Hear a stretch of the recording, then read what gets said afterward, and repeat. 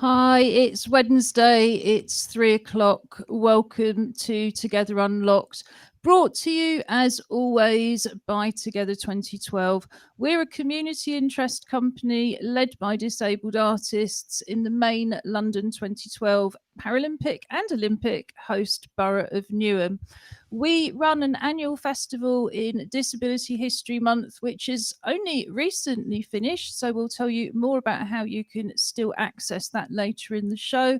And we also run a year round outreach programme, which now includes Together Unlocked and our Join In From Home programme, which we'll also tell you more about soon. I'm Ju Gosling, also known as Ju90. I'm the Artistic Director of Together 2012. Locked in with me, where she's been more or less willingly, but had little choice since last March, is our chair, the artist Julie Newman, along with assorted cats and 2 assistance dogs. We're going to come back to East London for some audio description and some chat in a little while, but first to the other end of our long virtual wheeled sofa all the way to the West Midlands to introduce yourselves with some audio description. So we are, yes, very much at the other end of the long virtual. I can't give up. We're in Sutton Coldfield. So good afternoon. It is Wednesday. I am Robin Surgener, Business Director at Together 2012, up here in the West Midlands. I'm just thinking it does look gloomy. You said the lights are all on, but actually it is like night outside at the moment. And it's just really kind of sucking everything out of everywhere. So apologies if we look a little shadowy. So today I am currently sporting silvery grey hair, um, no rimmed black armed glasses, beautifully shaven, obviously. Today it's Wednesday, why not? And I am wearing a blue collared shirt, proper shirt with cuffs and everything, and a blue tie. And just behind me, a much tidier backdrop for today, which includes our Teddy, who's going to be competing later. We'll tell you more about that in a bit. A brown shelf, and a poster, couple of posters, one of which is a together one, and one is an angry fish one. And you are Hi, angry fish, aren't you? I am angry fish indeed. hi, I'm Josh Surgener. I'm one of the other hosts of Together Unlocked, and I'm a doctoral research student. I have rather long blonde hair, uh, a little bit of a kind of gingery facial hair sprouting out. And today I'm wearing a long sleeved dark blue zip jacket that says USA Basketball on the kind of shield crest logo. And I actually think that's my tie as well. Um, it's the first time I've seen him all day, and I think you've stolen my tie. So I don't know. One minute you're a student with your own place, the next minute you're back home with the parents. First they steal your coffee machine, and now all bets are off. And I wouldn't mind betting a few things have found their way into EJ's room as well. yeah, Never she's mind. claimed one of my t-shirts. Yes, so we continue in these interesting and unusual times. And like I say, I'm Ju Gosling, also known as Ju90. Something I've possibly regretted over the years, but have been known for that far too long to do anything about it. I've got a short, tenured red, self cropped, well, as we call it, a corona crop with black plastic glasses, pretty much hiding, I would say, green eyes. I have pale olive skin, silver coloured jewellery, black wrist braces. And today I'm wearing a sort of lavender blue long sleeve t shirt with a hoodie over the top that's, I don't know, it's quite unusual. It's cream and it's got purple patterns and it's got blue embroidery over it. And Suzanne Ball from Attitude is Everything has got exactly the same one. So we must have had it a very long time indeed, like so much in my wardrobe. Behind us, you can see part of our Together graffiti banner that has images of all the different art forms we cover in the course of a year, from street art, carnival art, live music, photography, filmmaking, visual art, and much, much more. We also have drama with our associate drama company, Act Up Newham, and we've got more films from them coming up in the next few weeks. Our teddy bear is dressed, well, I think it's what you would call a mortarboard and gown. It's an academic teddy. And again, we will tell you more about that later when we've had some audio description and introduction from Julie, because you are our boss after all. Oh, let's see how that works there. I'm Julie. I'm the chair of Together 20. I was just looking in 2012. Oh, who am I? Where am I? I do not know clearly. It's my hair. My hair is stretching. It's getting longer and longer. Stretching. It's stretching. Yeah, I don't know why. It just is, and it won't stop. It's a bit flyaway today, my little gold and silver. I have dark rimmed glasses. I have a microphone with a yellow bobble on the top, if that's all you can see. That's what that is. Today I'm wearing a black t-shirt with a black and white checked overshirt on top of that, really just paying homage to my gay roots and stereotype. Robin's gone all smart, I've gone all gay, and Ju's gone all boho. Although perhaps that wasn't quite a stretch for either of us. And I'm sure in lots of his day jobs when he's not sports coaching, I'm sure, just because we've never seen Robin in a shirt and tie before, it's still a great image. So before we move on to what we're going to be doing today, I just wanted to give a quick review of something that I went to last night, which was the launch of the online commissions by FilmPro. FilmPro is a digital film and media agency. It's run by Michael Artman and Charla Kim Yong-koo, both of whom have been around in the disability film world for many a long year. Charla helped to found and ran for pretty much all the time it was there, I think, the old London Disability Film Festival at the South Bank. Michael has made and also appeared in numerous films because he also does creative support for disabled actors. And Chasda Sweet, who indeed worked on the London 2012 cultural programme and previously for London Disability Arts Forum, also been around for a very long time. So they had a huge amount of expertise to offer the people who applied for the commissions, which as always were lottery funded, although I didn't get to the details. So there were 3 commissions and they were all specifically for neurodiverse artists. And that just made it very, very interesting. There's been nothing quite like it before. So we had Callum Perrin, and his piece is called Texture Recipes 1 to 3. One of the reasons I'm reviewing it now is because we're going to put a link in on our highlights and links page to the website where you'll be able to explore and enjoy all of this fully for yourself. But Callum was really interested in spaces like stairs and landings. He said it's sort of what he calls the in-between spaces. And that when things just get too much and there's just too much going on and too much sort of information and colour and overload in a normal room, it's just really nice to withdraw to somewhere like the hall. So he's done these sound pieces, and I'm not sure, I think they're linoleum prints based on these spaces. So one's about wood, one's about rugs, and one escapes me for the moment. You have these prints, you can press on the prints. He's created all these soundscapes. It's very accessible. You can toggle on and off descriptions, and I do recommend toggling on the text description if you want to know what you're hearing. There's BSL descriptions, there's an artist statement, and so on and so forth.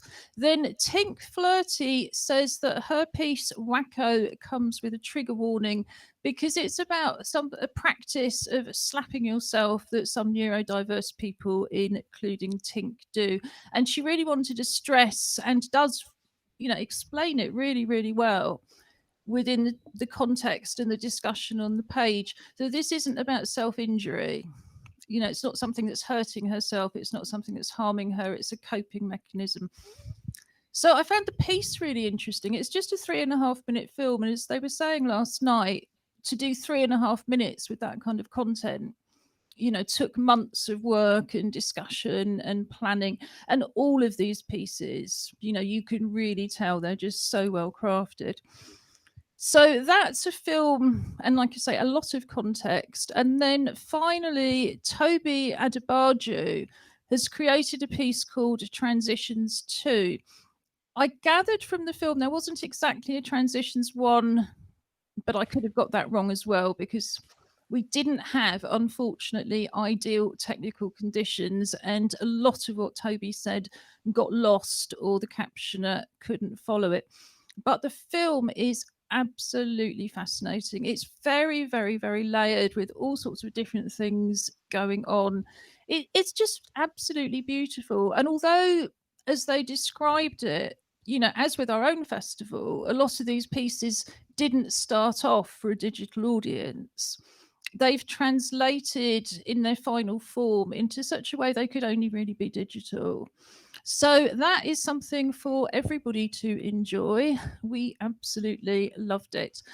So today, we've been having this discussion. It's not only the inauguration of the US president, it is also a palindrome date, and a palindrome date that is very, very rare.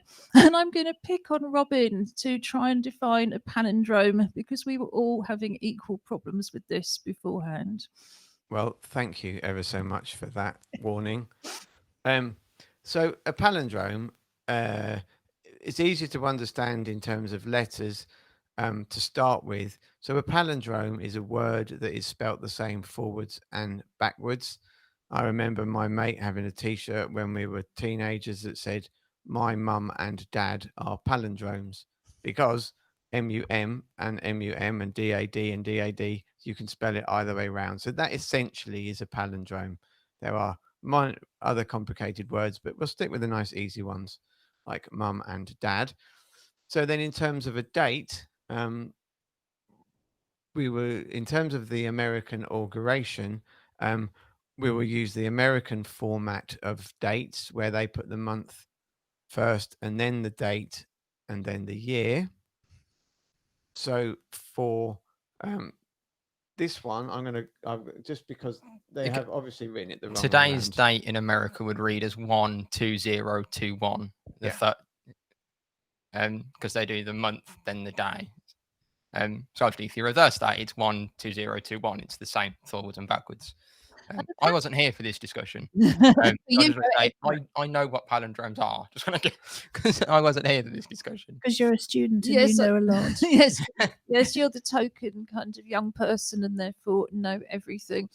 Well, we'll move on from that. But I believe it's I think it's their palindrome dates right up until the 29th from now. Yeah. You use the American, and I think that's the only time for about 1,000 years. Is that right, Robin? Well, I think it's the only time is going to be an inauguration and a palindromic date. The next one will be the 20th of June, 3021. That's just the way it works. Yeah, we won't wait for that one. No. So it's a very special day. I believe you are dressed up specifically for the US inauguration. Well, yes, because obviously I'm aware that our dressing up to go out to stay in is normally a Friday activity. But I thought I would honour the welcoming of a genuinely elected leader of the free world by honouring that by wearing my best democratic colours.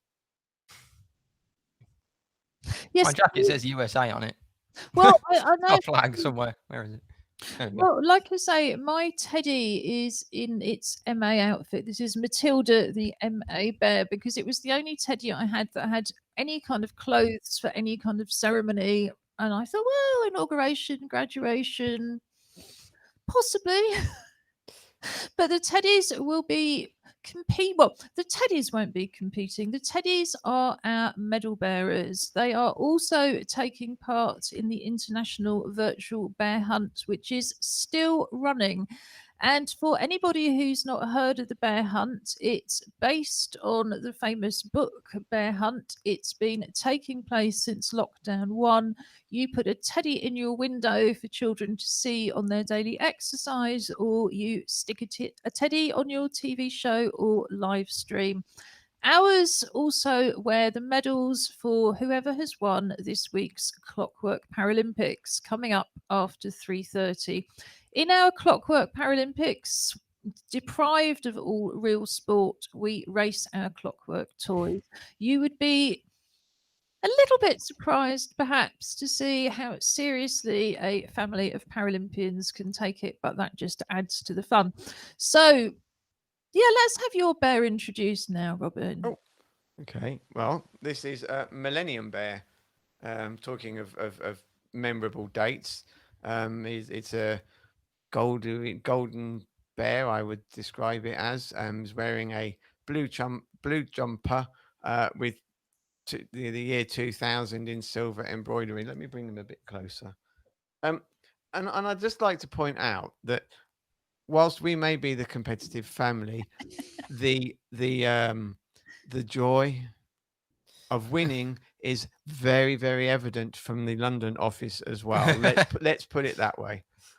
Yes, granted. And if you want to join in with the Clockwork Paralympics later, if you're at home with other people, all you have to do is pick a side, which is Right or left? well, it's more complicated than right or left, because we used to get we were always told we lost when we did right or left, because they That's said true, no, we meant actually. you're right. Yeah, So yeah, that's right. right actually, yeah. side of the screen or left side of the screen, you decide now. Decide what your medal winner is going to be and what they're going to wear, or just compete for the joy of winning. Do we have any final words to say on the inauguration? I mean, I just hope it goes smoothly. Exactly that. Let's irrespective of who the incoming president is, we want to just see a return to order in America, and that all this unrest can kind of settle down, and they can get back to governing and being a nice place to live. Yeah, I mean, I think, and absolutely, I think the message really does want to go out to everybody in the US, but particularly disabled people, disabled artists, and any of our relatives, distant or not. Yes, we just really hope things go peacefully and well. And in both countries, we start getting on top of COVID soon. Can I just say, I don't like to interrupt, but I thought it was quite notable. I was watching CNN before I came up today, and at the same time as Donald Trump was flying off with his family to Florida at the Joint Forces Andrews base, they were playing very, very loudly a version of Frank Sinatra singing "I Did It My Way." And on a split screen on the other side of that were all of the congressional leaders who'd been invited by Joe Biden and his family to go to church and have a service sort of in anticipation of the inauguration. And it was like chalk and cheese. Well, yes, absolutely. And I think there's probably a lot more we can say, but we won't. The rest of the show will be, you will be pleased to know, an inauguration free zone, because other things happen today too. And particularly on a Wednesday, the Pop-Up Poetry Club happens. The Pop-Up Poetry Club, we run by phone in a very similar way to the way we've been running it in a physical venue since 2013. We gather you on the phone, we phone you, we pay for the call, we put you on a group call, and then at 10:30, as usual, we're ready to kick off with a hot drink and some biscuits. The only change now, of course, is people have to bring their own. We haven't found a way of sending biscuits and hot drinks over the phone. Then people share a poem that they've either written in the week or a poem they found by somebody else that they like. You do some breathing exercises, some voice exercises. Alison Marchant, the international artist who also leads our clubs program, chooses a theme, and people write on that theme, and then we phone you back for people to share their poems, finishing around midday. And we also tell you the theme so you can join in from home. So the theme for this week has been my favourite colour or my favourite colours. How did it go this morning, Julie? Great. It was really busy. There was a lot of people, and everybody was actually, I think, quite inspired by the topic. There was, a lot of input of original work around colour going on during the first and the second session, and it was really interesting how everybody interprets these things very differently. Yes, I mean, something we must add, everything we do is open to all disabled people. You need absolutely no experience and it's completely free. Lots of the people writing with us now have, well, they're just writing very differently to when they started. You really don't have to be writing poetry already. If you've never written a poem and you just fancy having a go, give it a try. At the bottom of our screen, we have something known as a crawler. In a minute, the email address should come up, which is info@together2012.org.uk. Drop us a line and we'll get you in touch and get you into the Pop-Up Poetry Club. In the meantime, as always, Julie, I'm going to ask you to read your poem first, and then the rest of us have got other people's poems to read. But we would love to see you reading your own poems. So please, if you feel brave enough, send us in your videos too. Julie. Right. My offering today was a cacophony of colours. If colours had no name, would they still be colours? If my name for blue isn't true for you, how would you know which colour I meant? Would my red be your red? Or would a rose be still a rose? Does a rose, indeed, by any other name, need to be red? How can orange be defined without a fruit to eat, a sun to shine? If an orange wasn't orange, and if my orange was blue, would you notice? Would green strike you as odd if seen in a plate of mash? Can the notion of a potato inside the skin call into question the nature of its colour? If colour is a universal truth, pause while I turn over the page. How can different names of different colours cause the rainbow to shine less brightly against a darkened sky? Could a fox be blue, sitting in a purple field with birds of bright red flying high in the sky, dancing against green clouds of glory? If you share my colours' names, does that mean we see the same? Or can I trust the truth of the colour lies in its nature, the core of its being, not in the eye of the beholder? Wow. Oh, that was great, Julie. Thank you Really very much. amazing. I don't know if it's, well, I'm sure it isn't just me, but I would hope we've all had those kind of realizations, perhaps when we were growing up. Kind of, is what I see the same as what other people see? But we have these discussions on screen, don't we? Josh's hair being one example. Well, certainly with the audio description, as visual artists, we do tend to get a little bit kind of precious about what colour something really is. I know you both got poems to read, so I'm going to come over to the West Midlands and ask you to introduce one. Yep, so this is the tube map and its vibrant colours from Blake Jarrett Gibbons. Orange, no, the colour, not the fruit. So vibrant and bright. Very positive a colour. London Overground colour on a tube map. Pink, the colour, not the musician, can be very nice in your face. I shall not be dark and dull, rebel coming out from within. Pink can still be also very calming, like a pink rose, or maybe in your pink gin. In your face, but also calming at times. Sounds like I'm describing Pink the musician's music, Pink Hammersmith and the City Line colour. Red, a varied shade colour from cherry red and wine red. No wine tonight, not my choice of booze, to blood red, the red that pumps around the inside of us and keeps us alive, our oxygenated blood cells. the love colour. Red, the central line colour. Blue, the sea colour, the colour that you think of when getting very wet, but also the colour that shows importance. Blue is vital. Maybe why it's the most used colour on a tube map. Light blue is the Victoria line, royal blue for the Piccadilly line, pastel turquoise blue for the Docklands Light Railway, and a dark blue shows TfL. In future to go purple when renamed the Elizabeth line. Brown, the colour of soil which so many colours grow out of. Brown, a muddy colour. Mud can be so jolly, yet so yucky. Brown, Bakerloo line colour. Yellow, what a shine. So bright, so vibrant, so warming. It can be so very rich, like a yellow sunflower. Yellow, the colour of the circle line. Green, green, green grass. Green is the colour of the leaves on the trees and often a flower's stem. Maybe green is Mother Nature's favourite colour. Green Day, what a great band. The district line is displayed as green. A moist light green is the Waterloo and City line. A shiny green showing the tram lines. Grey. Do we have 50 shades of grey around us, or more?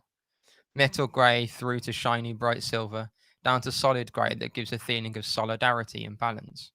Grey Jubilee line, originally the Fleet. Black, a dark colour. Security, solid. Multiple shades. Some can be chalky and some shades shiny black, like the black on a pair of sunglasses. The night sky goes black before the sun starts to light it. The black allows stars and the moon to shine. Black, the colour of the Northern Line. Oh, thank you, Blake, and thank you, Josh, for reading that so well. So I have one from Crystal Peasy, which is simply called Colours. I like to talk about my favourite colours. I have many different colours, and I like red colour, and I like purple colour, and I like white colour, and I like silver colour.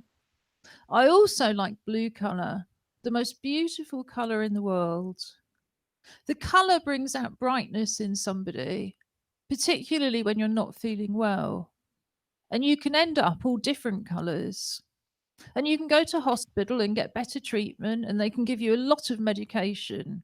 And when you get better, you can feel happier and more colourful. Thank you, Crystal. Okay, and I Oh, think yeah. that leaves it to me.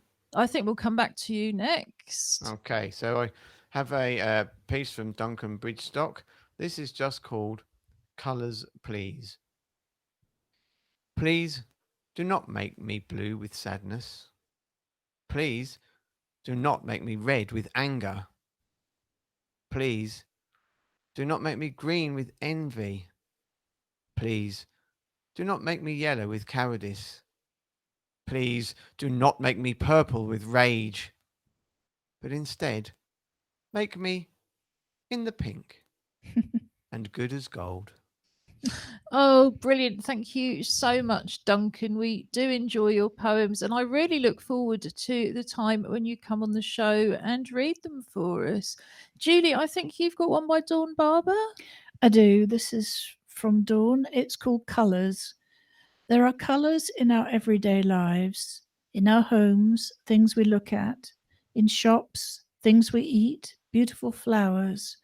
What would we do without our lovely colours? They make our lives worthwhile. We all have a favourite colour that makes us feel special. So let's keep looking at those colours. They surround us with good things and make us happy. Thanks, Julie. And I think you've got one from Glory Sengo, Robin. Oh.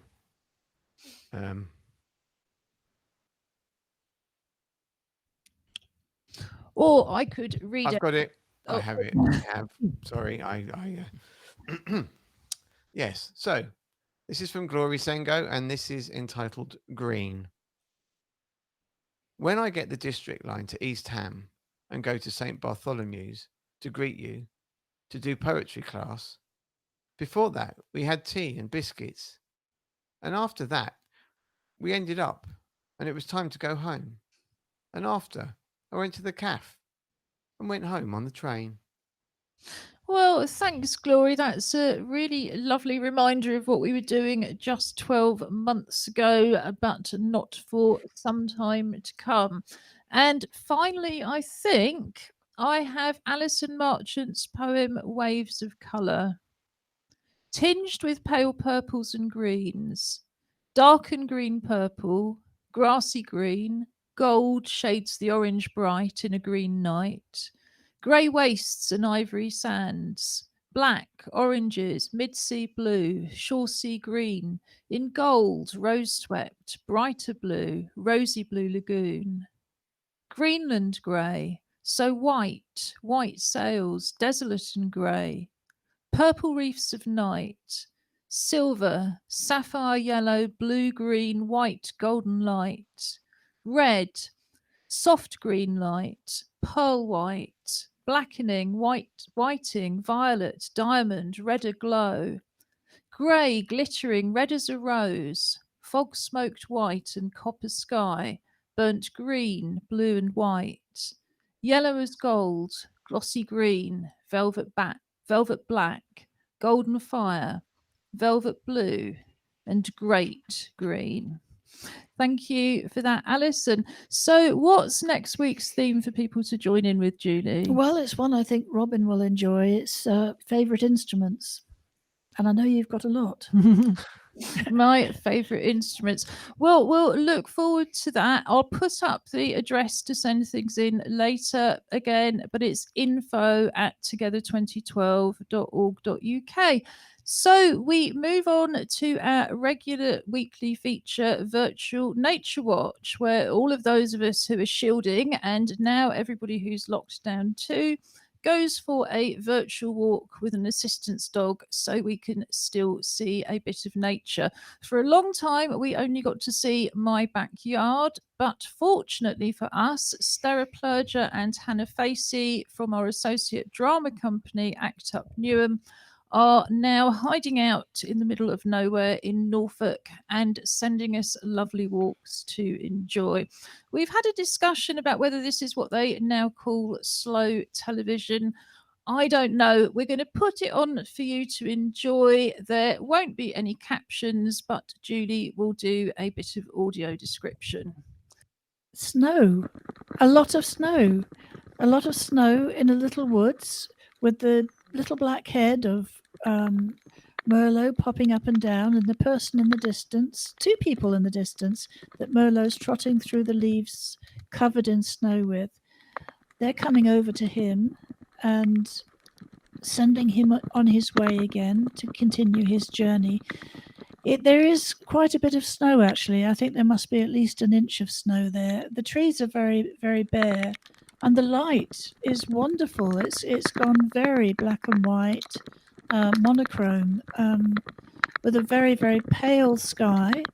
The trees are dark, with little bits of snow sitting on the branches or on one side of them where the wind has blown it.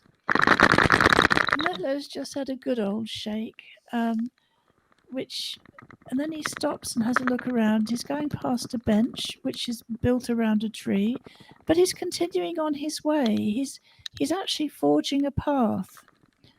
Now he's coming back to the bench and his people, and with enthusiasm, but he's pausing and waiting to hear what they want him to do. Now he's off again, and he really is. He's forging a way through on virgin snow with his little paws, and it must be quite cold. Interesting for him. It's a different sensation. But the trees are wonderful. It's a lovely, lovely landscape, and Merlot is enjoying it very much. Every so often he pauses and looks back at his people as if to say, "Come on then, what are you doing?" And he's gone back over to them and he's trying to lead them on. I think they're a bit reluctant today, because they seem to be staying still. Merlot, however, is still surveying the landscape in front of him. I like the way that you can see the snow on just one side of a lot of the trees where it's been blowing in that direction. Definitely. It just reminds me as well, it's a nice way to paint trees easily in the snow, isn't it? To do an outline and then put the white down just one side. Yep, for sure. I mean, it's a beautiful landscape to paint. Although it's interesting, I think the side of the trees with the snow on does seem to change.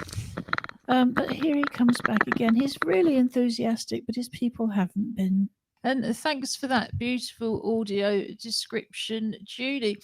Yes, I hadn't realised it had been quite so cold, but then I think it's because in London we've just had, it's been just above freezing, but dreadful rain and wind. And then we've seen the sort of snow forecast in the rest of the country and not really noticed. Have you had snow? Yeah, we had various small accumulations kind of over the 10 days up to last weekend. I mean, good. I mean, if what we're getting at the moment had been snow, I think we'd have had snow up to the guttering. Yes, it just doesn't bear thinking about, does it? But so I think it's time now to watch some toys racing around indoors instead of a dog racing around outdoors. So before we pop up the Paralympics and get Josh to do a bit of commentary stroke audio description, have you decided? Yes, we'll get the bears ready again. Have you decided? Julie, would you like to hold Matilda so she can Side should we watch the go race for? properly? Let's This do. side of the screen. Right. We'll go for right side of the screen, so the one you let go with your left hand. There. Which, of course, isn't going to be the hand as I'm waving it at the Back. monitor. You'll know whether you've won or lost. I think that's the main thing. And again, I think we react according to how you react. So we always know how to react. We always know who's won because of the chance. So here we go. I'll pop this up and then you can just describe it before I start it, Josh. So we are back with the trusty Caterpillar competitors this week on the landing, and I think we've got some floodlights in for this evening's competition as the winter evenings draw in. So we have green on the right-hand side, which is us, or Birmingham 2022, and orange on the left-hand side, which is London 2012. So hopefully the competitors are ready to go. I do believe we're filmed in slow-mo today, in fact, and maybe not caterpillars at all. Slugs, snails. Yeah, I'm not entirely sure that the video does appear to have I think we've frozen. got a bit of a problem with the server end. I understand the internet is mysteriously not only very, very busy watching the election, but is also being subject to cyber attacks. Let's see if I put it back to the beginning, if it will play now. So our competitors are off, albeit rather slowly in a slow-mo or a high-speed shot. They're moving very quickly in real life, but we are seeing it as a fraction of the speed. Yeah, the slow-mo guys would be well impressed with this. Yeah, and I have Because hair you like don't them. actually know what you're seeing, dear viewers, because often what we see is not the same at all But anyway. remember they're snails. Yes, I think I think they're caterpillars, but let's just, as you're seeing something, let's just watch them continue. But you're quite right, it is not how it's filmed. But it's interesting to know what's going on outside in the rest of the world, that the internet is quite this busy. It's quite interesting like this, although I think that London have taken the lead. Why don't I just see if it will fast forward to the end? No, we were leading. Well, that's the whole point, to see who's won. However, it's not even playing that, but I can tell you, yes, here we are. The orange caterpillar has won. Ta-da. London again. Da-da-da-da-da-da-da. I'll just get you the Da-da-da-da-da-da-da. medal then, Julie. I have no arms. Ta-da. There you go, Matilda. You've got a degree and a medal to take with you to watch the inauguration. I don't Oh. usually bother, but this time round I will pop up the Paralympics on the highlight. There's a very, mind. very upset Millennium Bear and a very upset owner. Oh no, of course the fiction is that he belongs to the family's teenager, isn't it?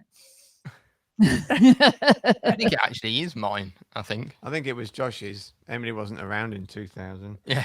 Oh, no, of course. Well, anyway, I'm very sorry, but one of the lessons that everybody has to learn this week is how to lose nicely. Graciously. This is the kind of thing we used to teach children, but apparently in the States, it appears to be Not mentioning.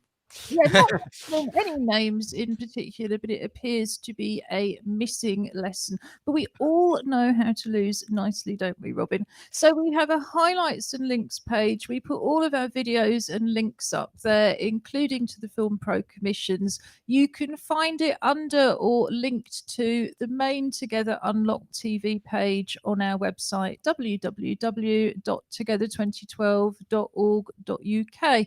Fortunately, we don't need to play any more videos at the moment. I'm glad actually that we actually got the walk played nicely. I think I'd rather have a walk at a decent speed than a kind of little bit of the run around caterpillars.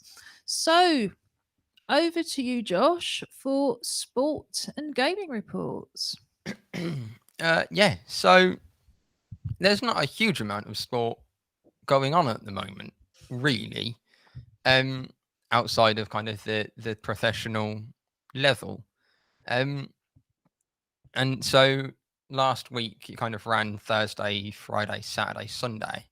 There was the TIR Pro Series, which is TYR Pro Series, which is a swimming competition.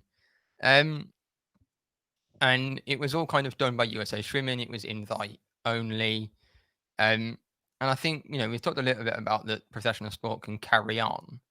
And I think the reason for it is because it can be so much more controlled and the money around professional sport. So for the Pro Series, it was invitation only. So people like USA Swimming, who's the governing body, invited athletes, and only those that they invited could actually go and compete. So it was kept fairly small and fairly exclusive. There was a mix of, it was mostly everybody, but there were some para swimmers there as well, who were there more for kind of to get times. They weren't really, because a lot of them were kind of Olympic and world championship kind of able-bodied swimmers. So it was a high caliber, but the things that they were, because of that, they kind of flew everybody out a week early. Everybody had COVID tests. Everybody was put up in one hotel that was paid for by the organization. So one, it meant there was an opportunity to watch some swimming, and that some para swimmers got an opportunity to compete, which hasn't happened for about a year, really.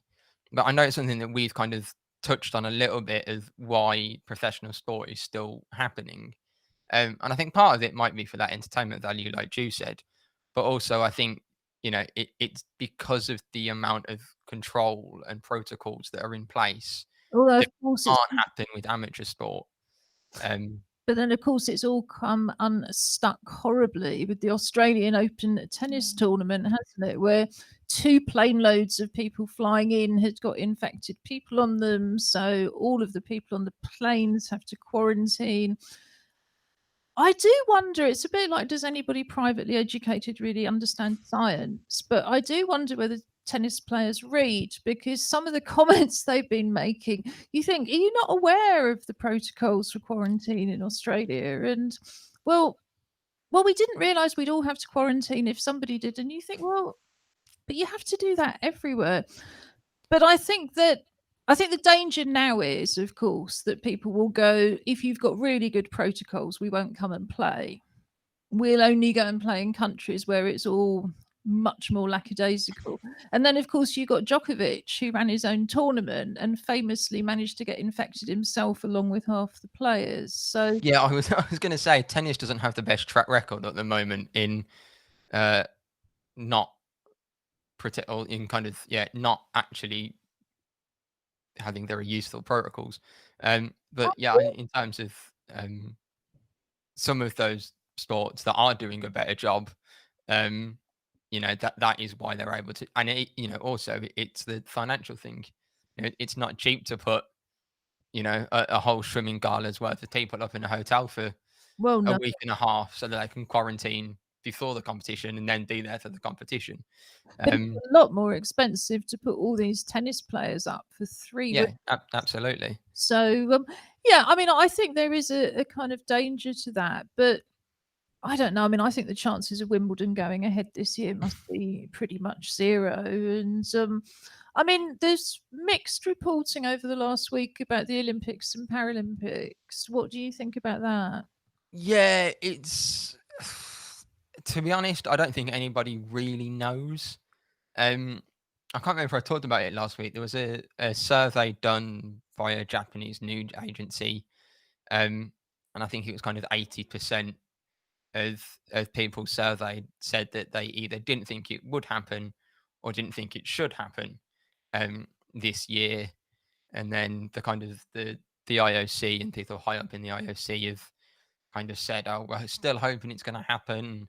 Maybe the athletes will have to get vaccines." But I think we need to kind of wait and see in kind of April time, March, April. I think is when a decision will kind of actually be made. I think there's an interesting question though. Is that let's say there's an infinite timeline. Could the Paralympics happen and the Olympics not happen? That would, if you know. Yeah, and I think the reality is, yes, they could, but probably nobody would be prepared to spend the money. I mean, having more infectious variants doesn't help. I mean, I do wonder with swimming whether it's also because once you're in the pool, it is an innately kind of safer sport where you're less likely to get infected compared to something like tennis, where every time you're exhaling on the court as you hit the ball, that's more virus potentially going into the air. I mean, people say, why do we talk about sport on a disability arts and chat show? But apart from the fact that we're all rounded people and there's the theatre of sport, there's so many creative careers that go along with it. But with the Olympics and Paralympics, there's also the cultural program. And that's what we're not hearing about, is the impact on the cultural program. The Paralympic cultural program was enormously important. It gave rise to everything from our own organisation, Together 2012, to Para Orchestra, to the unlimited programme of commissions that continues to this day. Of course, Para Orchestra continues to this day, so do we. There would have been a huge cultural legacy, but particularly for disabled people around the Paralympics. So yeah, I think we should be mindful of the fact it's not just kind of jobs for photographers and filmmakers and so on and so forth, and people who make merchandise, and we're losing the spectacle. We're losing, if we do lose it, a very significant cultural program as well. So, do you have any more on sport, or shall we move on to games? Yeah, there was one thing that I wanted to mention. So it was launched, or the ambassadors were launched yesterday. So at things like the Olympics and the Paralympics and Commonwealth Games, they have things called houses, and it's not like Hogwarts houses, but they'll do like a Team GB house and a whatever. We know this because, in fact, for the Paralympics in London 2012, they did it for the Olympics in the UK. They did not do it for the Paralympics.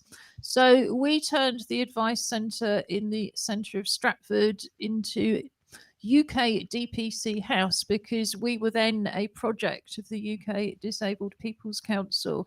And lo and behold, we entertained guests in the Advice Arcade. Yeah, exactly.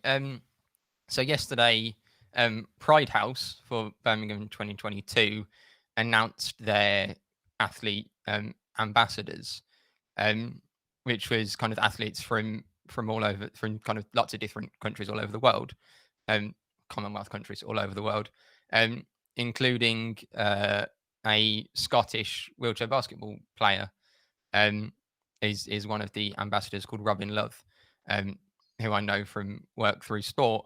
But yeah, and they're kind of, their whole the idea around it is kind of promoting kind of both LGBT athletes and the whole kind of LGBT culture in Birmingham and kind of promoting it. So it's really good not only to see that, but to actually see it up and active so far out from the games Well, I think it's as all well. real progress, because I remember they intended to have a Pride House for London 2012. And as Regard, with another hat on, I'm a co-chair of Regard, the national LGBTQI plus disabled people's organisation.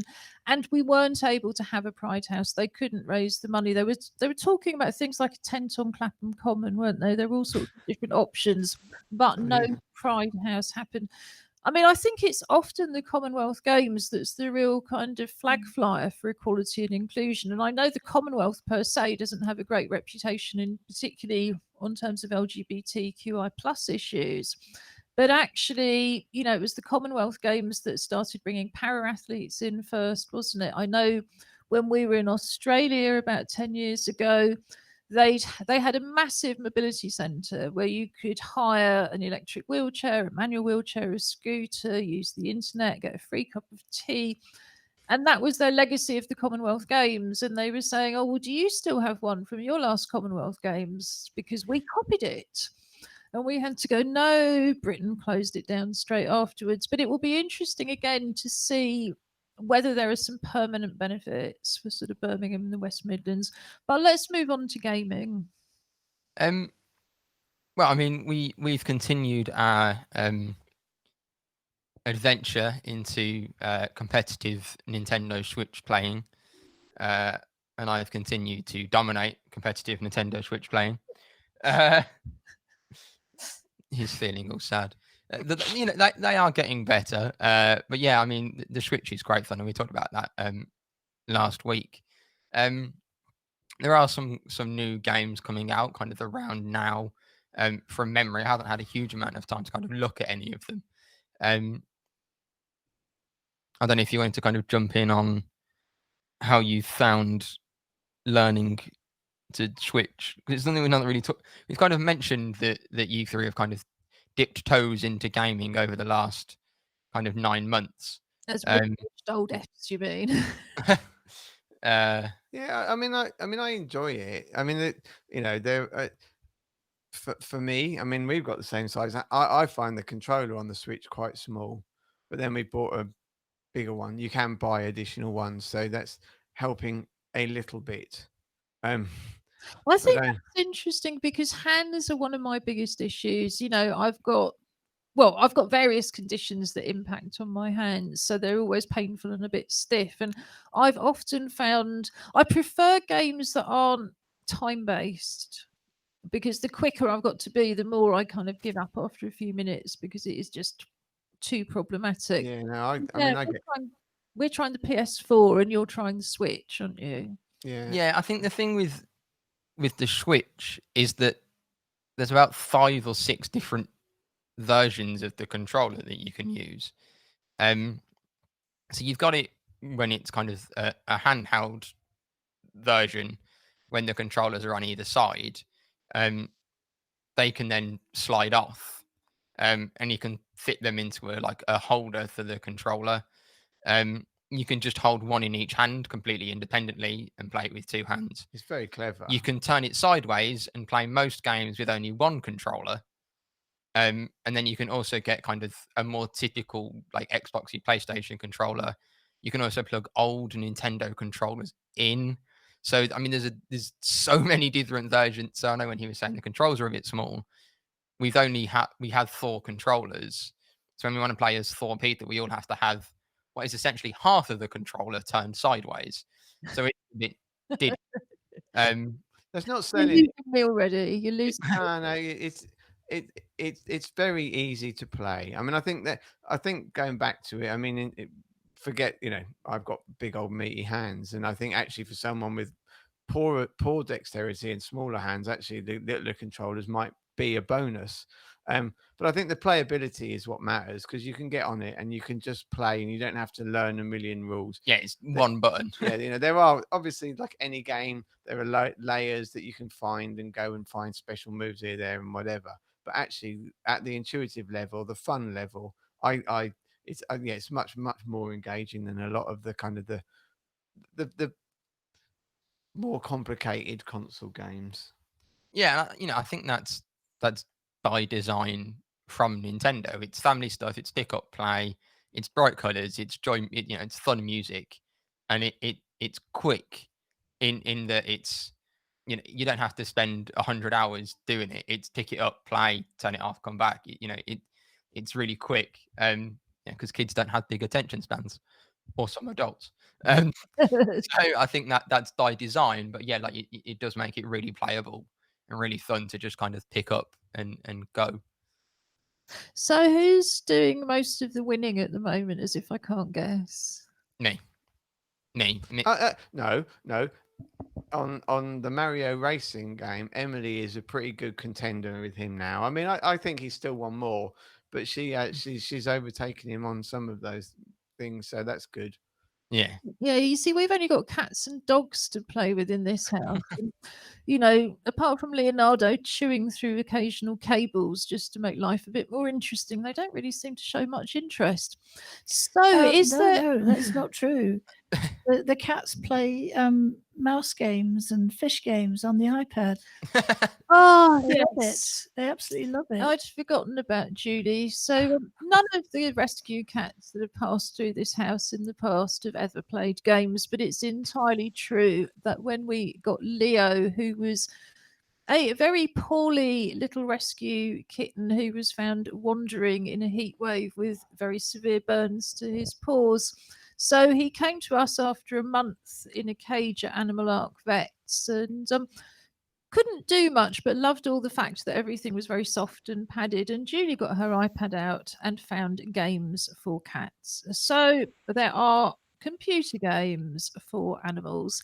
And now she keeps complaining that he attacks her when she's in bed under the covers because he's trying to find the little mouses that disappear from the iPad. And it just seems to me to be perfectly obvious that if you encourage a cat to think that things are moving around on the screen that's sitting on top of the bed and they disappear, they must have gone underneath. So yeah, we've got a permanent problem with tunneling cats. He's not so interested in the game, but he's desperate to find the mice. So yes, if you want to find out more about the animals that sometimes present things for us, like Merlot and Julie's assistant's dog, Precious, or the rescue cats who just wander in and out at will, or my assistant's dog, Jazz, who mostly just shouts a lot when a delivery arrives. Go to the pull down menu under the Together Unlocked TV page and you can find something about the animal hosts. So, yes, you're quite right. Anybody who has taken on a so-called fur baby in the last 12 months, don't miss the games for animals. Did you have anything else, Josh? Or shall we start telling people what's going to happen on Friday? I think we can move on to Friday. So Friday, Robin will be dressing up to go out to stay in again, along with the rest of us. Probably he will be in a different outfit, but we don't want to prejudge. Dressing up to go out to stay in started in New Zealand last March. We think the New Zealanders are absolutely wonderful. They had formal Fridays where they dressed up to go out to the opera or a dinner party. We don't do that at all. We dress up to go out to stay in somewhere real, somewhere imaginary, or just in something we've not been able to get out the wardrobe for a long time, which in our case involves anything you might wear to go outside. We'll also have something for the weekend where we'll be recommending different things that you can do for free, mostly online and offline over the weekend without leaving your home. We'll have a piece from Stara Plurger about how to do an inclusive art and craft activity. We've got some viewers art. So again, please do send in your contributions. info@together2012.org.uk. We'd love to see your poems, photos, paintings, films, hear your music. Also on a Friday, traditionally, we are played out with live music. Robin, also known as Angry Fish, would love a rest. So if you've got a song you want to play us, just send that in too. So it just falls to me to say goodbye from East London. Bye-bye. And goodbye from the West Midlands. See you Friday. Stay home, stay well, stay creative.